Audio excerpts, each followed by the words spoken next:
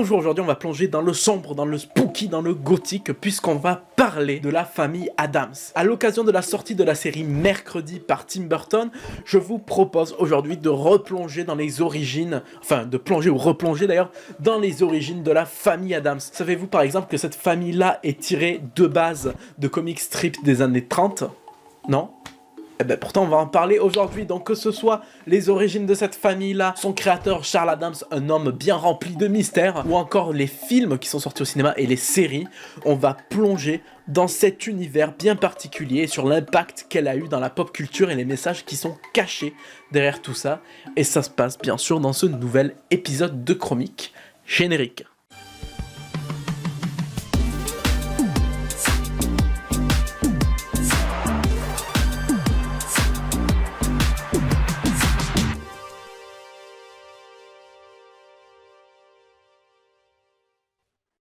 La famille Addams, cette série de films a bercé mon enfance.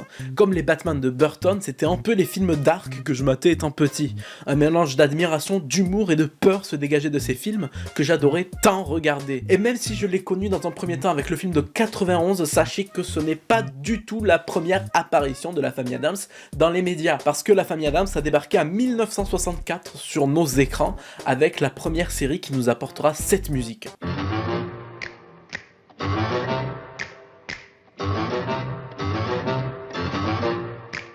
Une musique vite devenue légendaire et indissociable de ce qu'elle représente, exactement pareil que la musique de Spider-Man dans les premières séries. C'est-à-dire, t'écoutes la musique, tu sais qui ça représente, tu sais ce que ça représente. Et depuis, la popularité de la famille n'a fait que grimper pour en arriver jusqu'à aujourd'hui, où il y a une série Netflix réalisée par Tim Burton qui vient de sortir et qui a rappelé à tout le monde que la famille Addams et son univers est iconique. Moi perso, ce que je trouve le plus iconique, c'est surtout le film d'animation avec Kev Adams.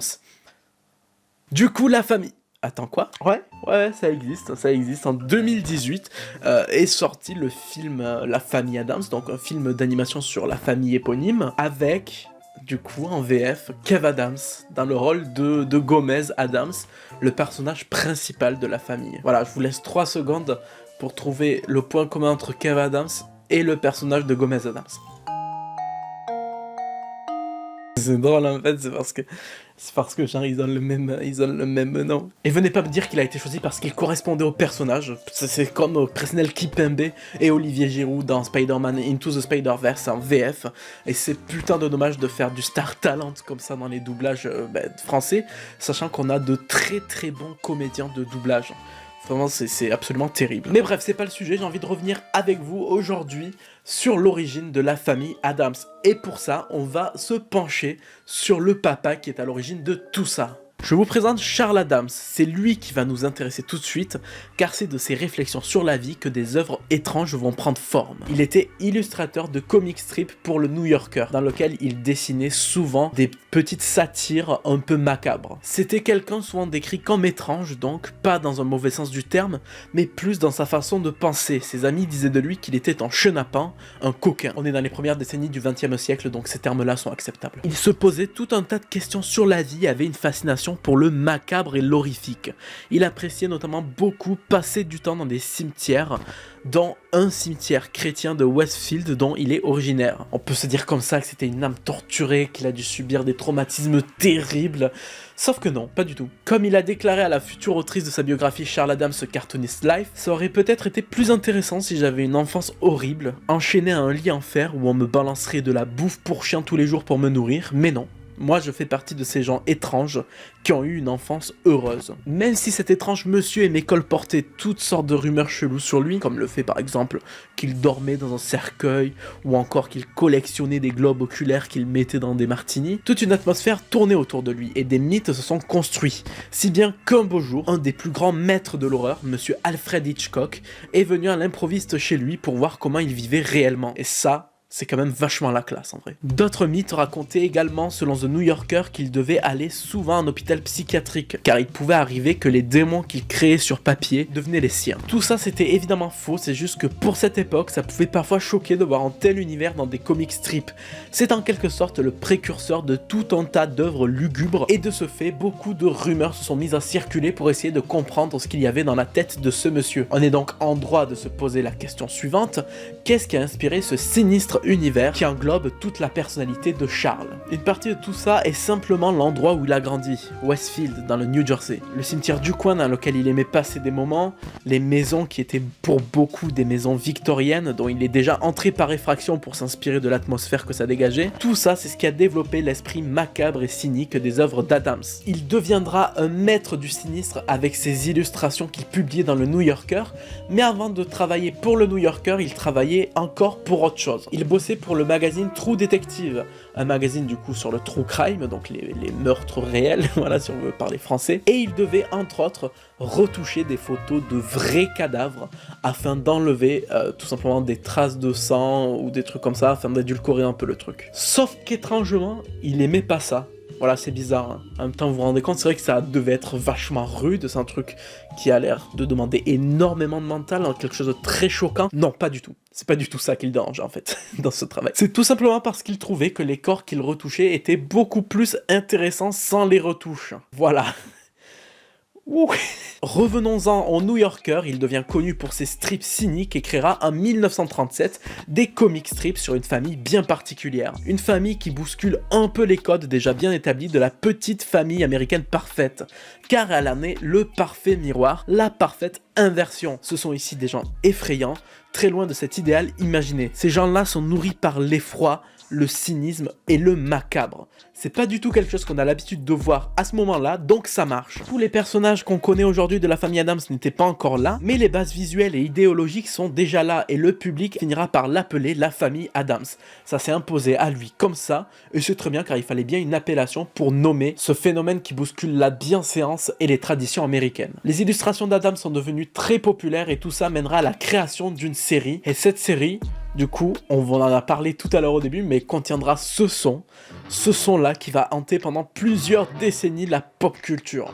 Tout le monde s'en souvient, vous le faites écouter à votre grand-mère, elle va se mettre à drip max, tellement que c'est connu. Vous le faites écouter à quelqu'un de votre âge, il se mettra lui aussi à drip en reconnaissant ce thème intergénérationnel et hyper collé à l'œuvre qu'elle représente. Cette musique est tout simplement en fait une pièce d'identité, quoi. Elle a contribué à graver à tout jamais la famille Addams dans l'esprit collectif. Bien sûr, ça n'arrive pas dès la série des années 60, hein, ça sera beaucoup plus aidé par le film de 91 qui reprend lui aussi ce thème-là pour le mettre dans le film, mais ça on y revient après, on va pas griller les étapes. Nous sommes dans les années 60 au moment où les sitcoms américaines ont un fort succès. CBS va d'ailleurs lancer une nouvelle sitcom, The Munster. The Munster est un projet qui se veut dans la même veine que justement la famille Addams.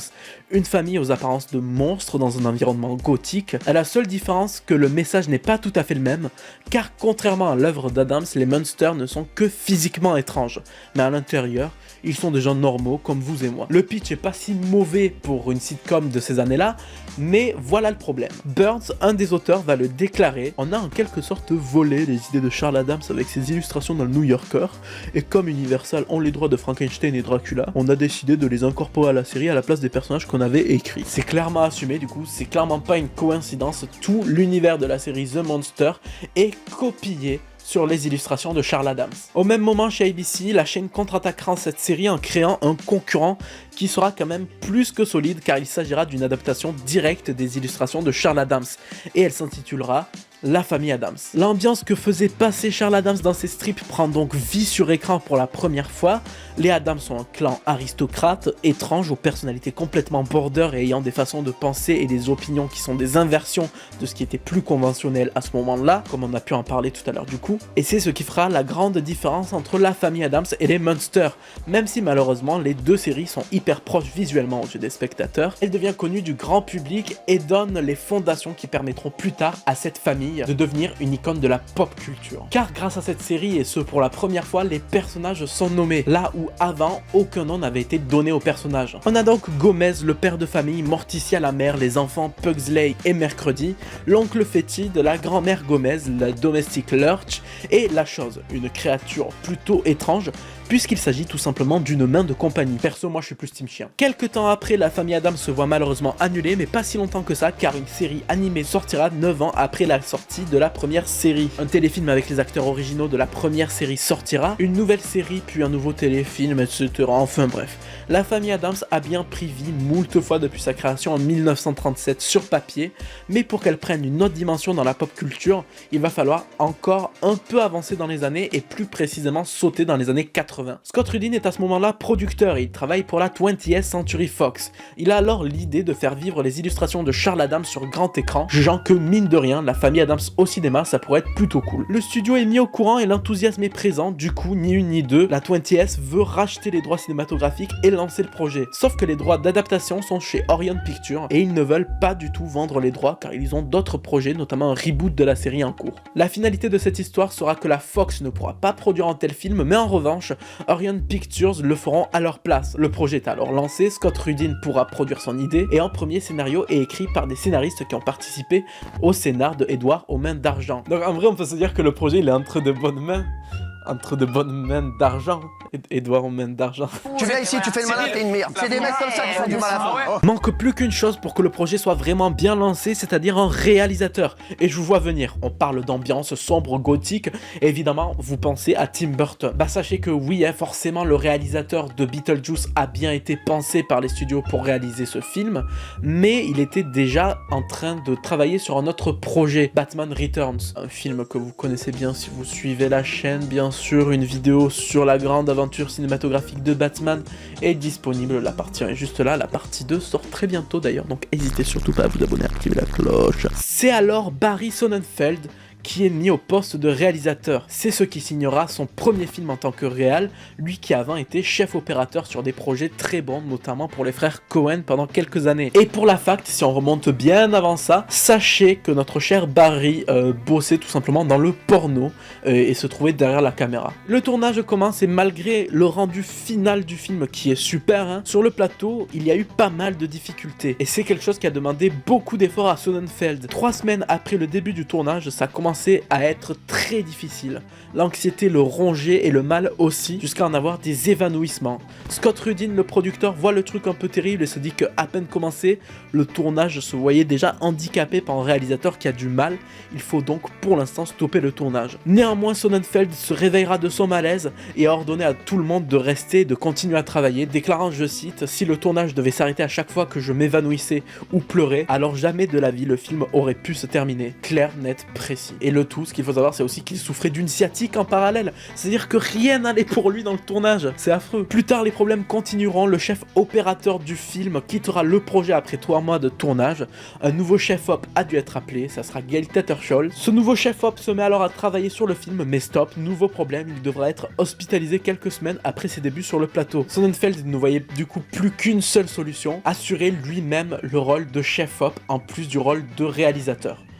Donc je vous dis pas, ça a ajouté pas mal à son anxiété. Et le pire, c'est que les galères se terminent pas comme ça. Non, elles se terminent jamais. La fan de Sonnenfeld est tombée malade. Il a dû rentrer à New York. Le tournage était à Los Angeles.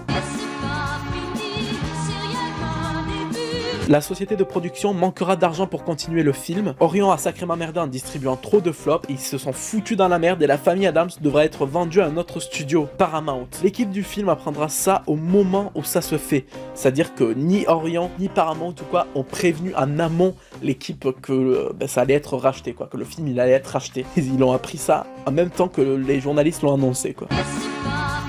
Anjelica Huston, l'actrice incarnant Morticia, a vécu un enfer sur le tournage. En effet, elle devait avoir les yeux inclinés sur le haut, là, comme ça, genre inclinés sur le haut, en haut à droite, voilà. Effet qui a été rendu possible grâce à des sortes de languettes en tissu élastique qui tiraient donc les traits de l'actrice. Ces bandes qu'elle avait malheureusement sur la tête lui donnaient des migraines insoutenables et causaient souvent des éruptions cutanées en fin de journée. Pareil du côté de la grand-mère, interprétée par Judith Malina, son maquillage et le fait d'être recouverte dans du latex toute la journée pendant plusieurs mois de tournage était si difficile que pour contrer tout ça, elle fumait énormément de joints sur le tournage. Un tournage donc très compliqué, vous l'aurez compris, pour l'équipe technique et pour le casting, mais finalement tout réussira quand même à se terminer. À sa sortie, c'est un succès, La Famille Adams est un carton et enregistrera 113 millions de dollars au box-office américain pour 30 millions de budget.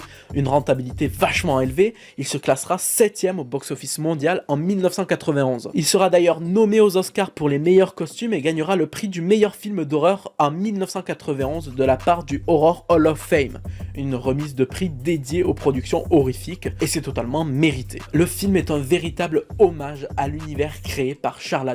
Il transpire le respect de l'œuvre originale. Le film commençant directement par une référence à une des illustrations de Charles. L'humour est noir, les personnages aiment le macabre, c'est cynique, c'est morbide, c'est violent.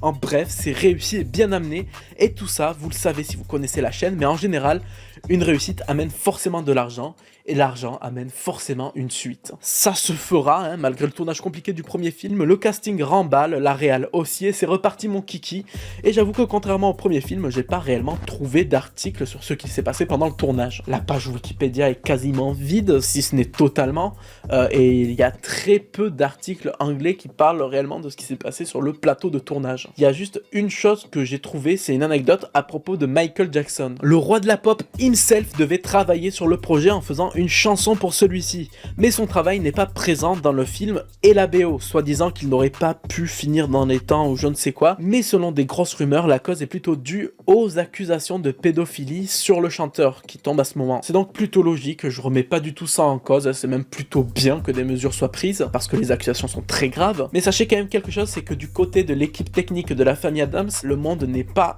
rose non plus.